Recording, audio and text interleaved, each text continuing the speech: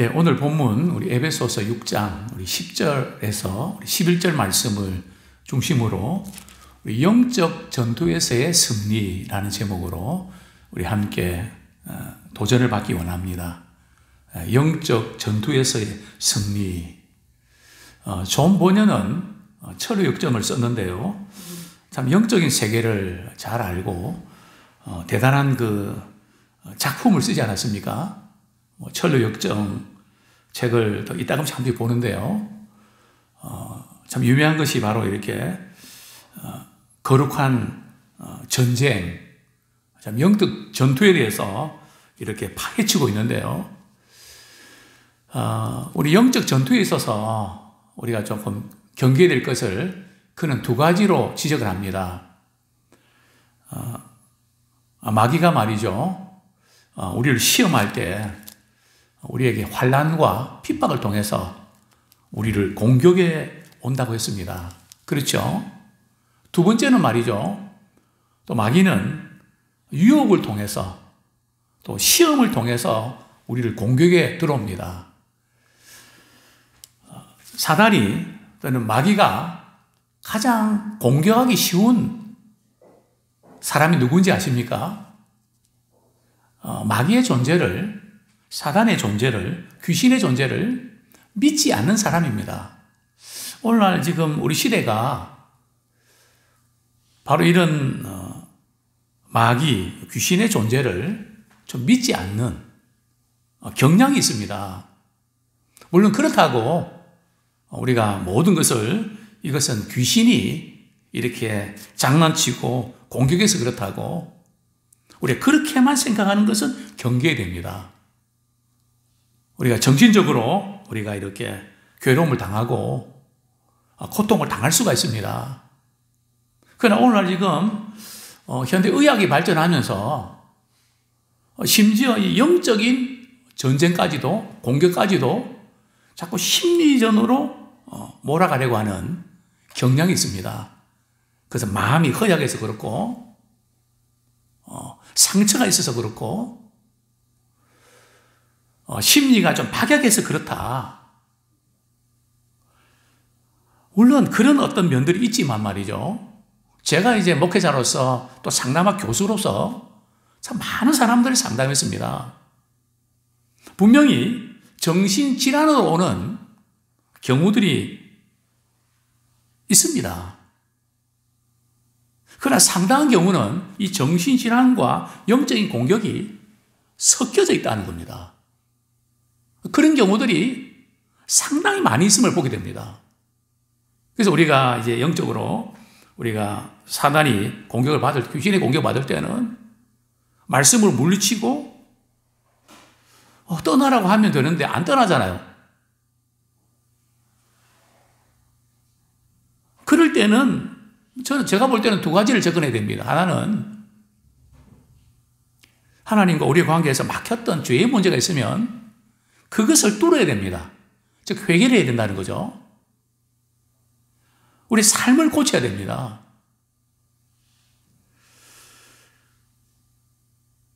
그래서 우리가 이 정신 어떤 질환 이 부분을 우리가 심리적인 그런 어떤 면들로 우리 봐야 될 영역도 있습니다.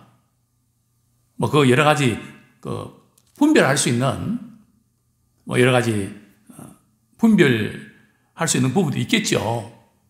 제가 그 부분을 다룰 수는 없고요. 어쨌든 분명한 것은 우리 신앙생활은 휴양지에 가는 게 아니라는 겁니다. 그저 늘 마음이 기쁘고 감사하고 평안하고 물론 우리 주님이 우리에게 그런 선물을 주셨죠. 그러나 신앙생활은 전쟁입니다. 물론 전쟁이 없는 신앙생활 하는 분들이 계시거든요. 어떤 사람인지 아십니까?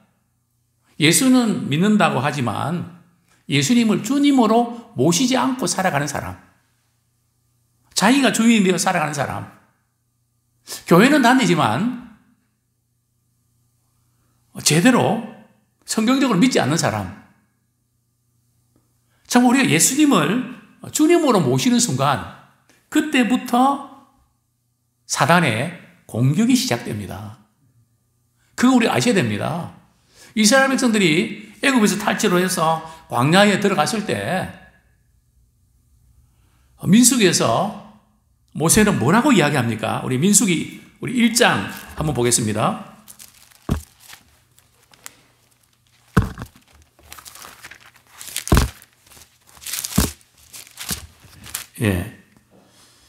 민수기 우리 1장 한번 우리 같이 1장 3절 같이 읽겠습니다. 시작. 이스라엘 중 20세 이상으로 싸움에 나갈 만한 모든 자를 너와 아론은 그 진영별로 계수하되. 참 이스라엘 백성들의 애굽 탈출이 오늘 말하면 죄에서 구원받는 것을 예표로 하고 있거든요. 그죠? 즉 애굽에서 나온 이후 또 애굽에서 구원받은 이후 우리 앞에 기다려주고 있는 것은 광야고요. 또 광야에서는 전쟁이 일어납니다. 그래서 이제 전쟁을 준비하기 위해서는 군사 숫자가 얼마 되는지 전쟁 준비를 해야 되지 않습니까? 그게 이제 민수기거든요. 민수기는 영적 전쟁에서 어떻게 승리하냐, 왜 패배하냐, 주로 불평, 원망, 그죠?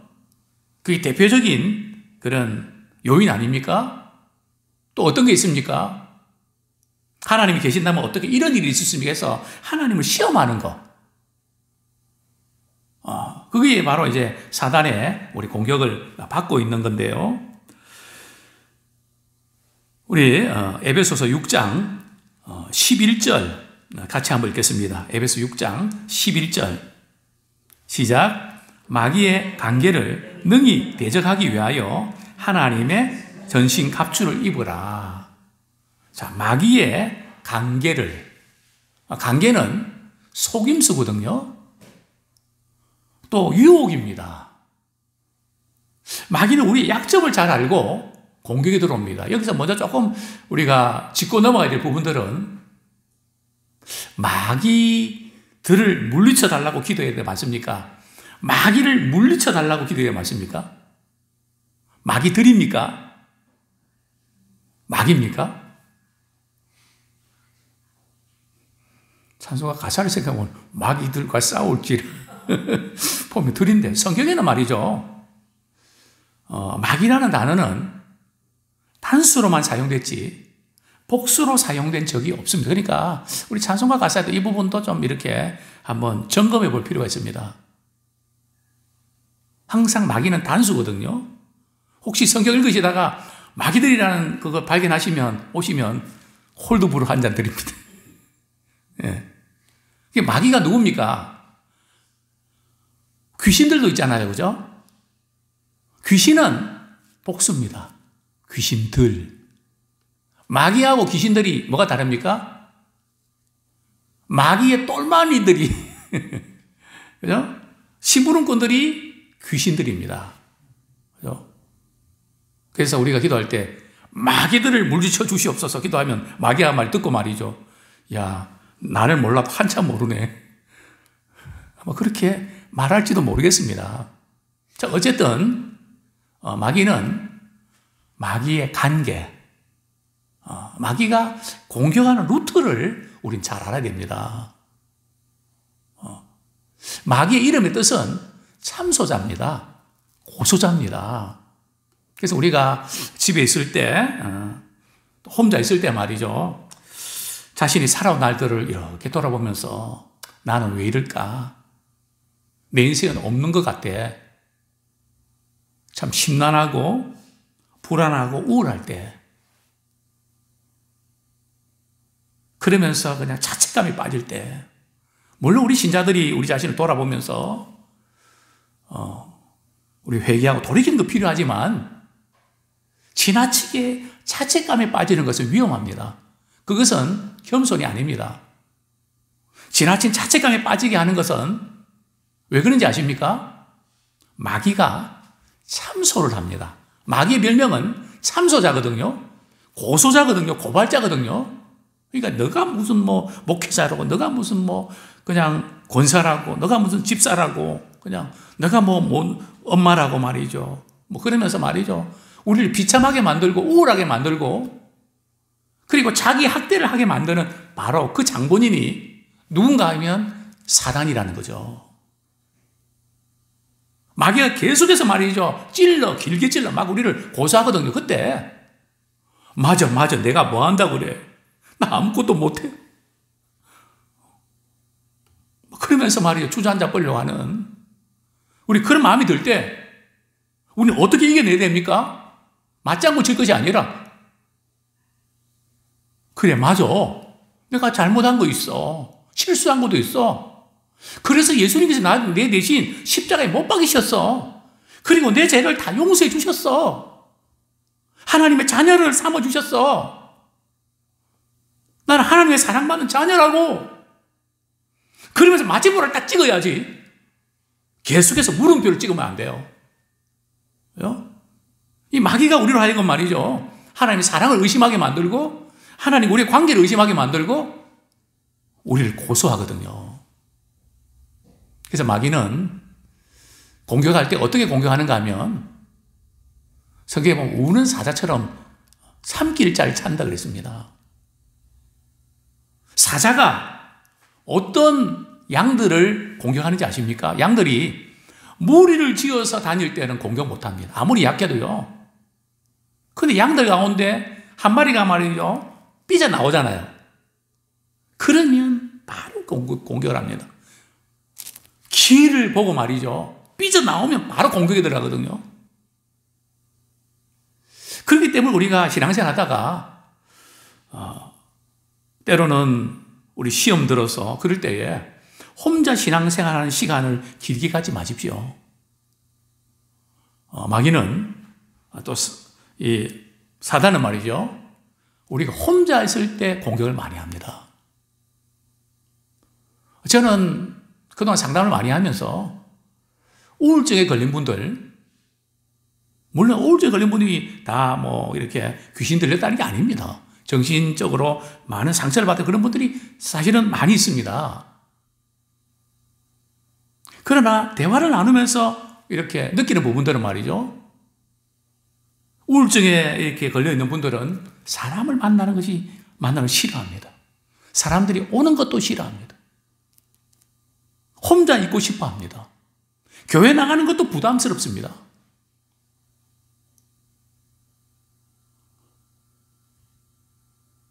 어쨌든 하나님과 가까이 나가는 것을 막아버립니다. 특별히 처음 예수 믿는 사람들 있잖아요. 그분들이 공격을 많이 당합니다. 그래서 우리가 수련회 갈 때 말이죠. 어떤 일들이 이렇게 터질 때 대개 보면 갓 교회 나온 사람들 통계적으로 제가 볼 때 그렇습니다. 그러니까 예수님을 처음 믿고 믿음 시작하려고 그러면은 그 다음 주에 교회 나가려고 그러면은 교회 못 나갈 이유들이 펑펑 터집니다. 물론 우리가 살아가다 보면 일이 생길 수가 있죠. 그것을 제가 무시하는 게 아닙니다. 근데 이상하게도 말이죠. 없다가도 말이죠. 교회를 가려고 그러면 꼭 못 나갈, 하나님을 가까이 하려고 그러면 가까이 할 수 없는 이유들이 자꾸 생기네요. 신기하지 않습니까? 우리 전도대장자들은 어떻게든 믿음 생활 잘하려고 하는데 말이죠. 뭔 핑계들이, 뭔 이유들이 그렇게 많은지 우리 안타깝고 좀 화가 날 때가 있지 않습니까? 이 이야기에는.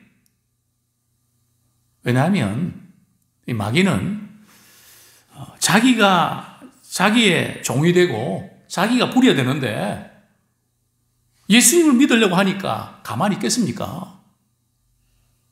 내 편이 빼앗기는데요. 그래서 길을 쓰고 교회에 가지 못하도록 막고 넘어뜨려고 하고 있는 거죠. 또 마귀는 언제 우리를 유혹합니까? 실패할 때, 마음이 상할 때에.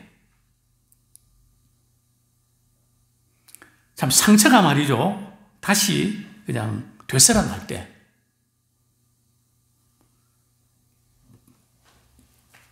누가 귀신들이 공격을 많이 받는지 아십니까? 미움이 극도에 달해 있는 사람.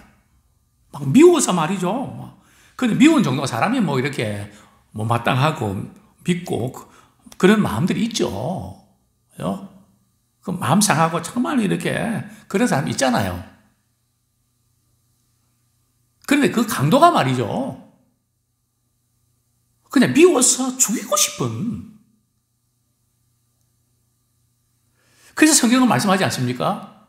미움은 살인이라고요. 그 극도의 미움의 배후에는 영적인 공격이 있습니다. 물론 우리가 미워할 만한 그런 관계에 이유가 있지만 그게 극도로 말이죠. 지금도 저는 생각합니다. 지금도 저는 그분이 기억납니다. 그 아이가 말이죠. 그 소아암에 걸려서 삼성병원에서 한 1억의 병원비를 썼습니다. 그래도 참 고쳐지지가 않습니다. 참 1억이 평생 말이죠. 고생하면서 얻는 돈 아닙니까? 근데 아이는 잘 낫지 않고 또 힘들어지는 것을 그렇게 보면서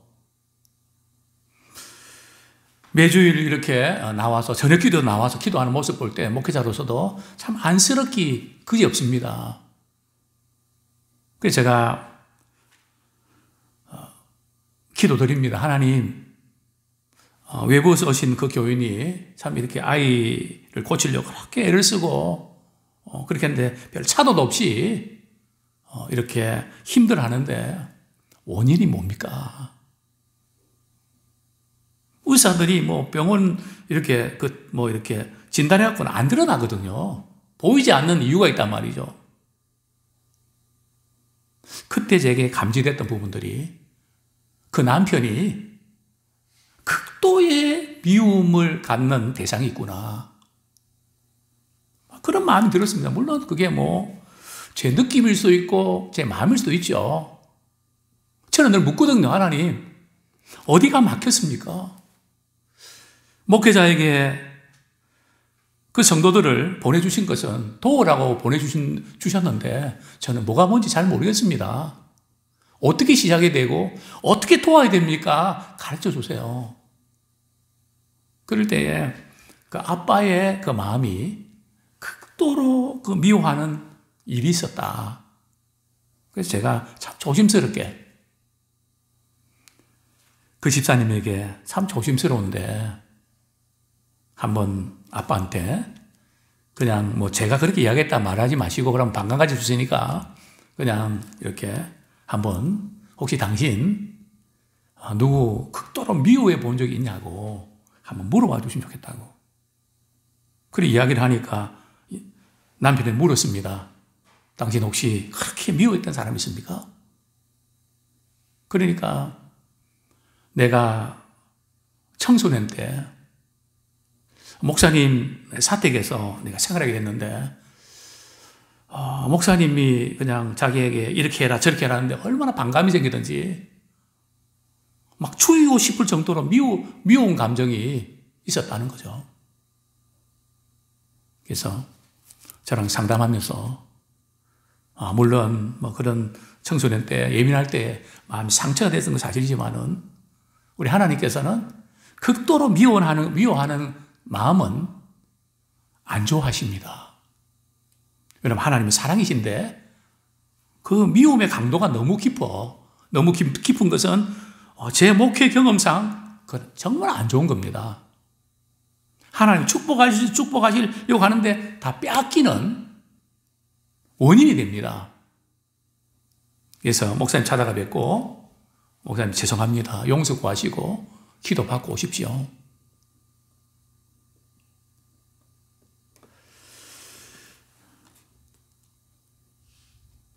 결국 그 아이는 죽고 말았습니다. 그리고 이제 둘째가 생겼는데요. 또 병원에 가서 봤는데 이 아이가 남자아이면 괜찮은데 여자아이면 장애아로 태어날 수밖에 없다는 거죠. 그래 얼마 후에 성별을 물어보니까 남자래. 그래서 참 큰애도 잃어버렸는데 우리 그 부분 철저히 회개하고 용서함 구하고 이 아들을 정말 주님 고쳐달라고 기도합시다. 그리고 그분은 이제 집으로 가셨죠. 지방입니다. 그리고 나서 몇 년 후에 그 아이를 안고 교회에 오셨더라고요. 그리고 목사님, 그때 기도해 준 그 아들, 의학적으로는 정말 이렇게 장애가 될 수밖에 없는데 이렇게 예쁘게 자랐는데 목사님 기도 덕분입니다. 저는 그때 미움이라는 것이 이렇게 심각하구나. 그래서 우리가 사람이지라 우리를 너무 힘들게 미워할 수 있죠. 그죠? 근데 하나님은 사랑이시잖아요. 그죠? 미운 마음, 미운 감정 하나님 다 이해하실 거예요. 그러나 우리가 예수님을 사랑하고 우리가 주의 영이 사랑이 마음에 부음받았는데 미움이 지나치면 이것이 사단이, 귀신이 공격하는 털을 내줄 겁니다.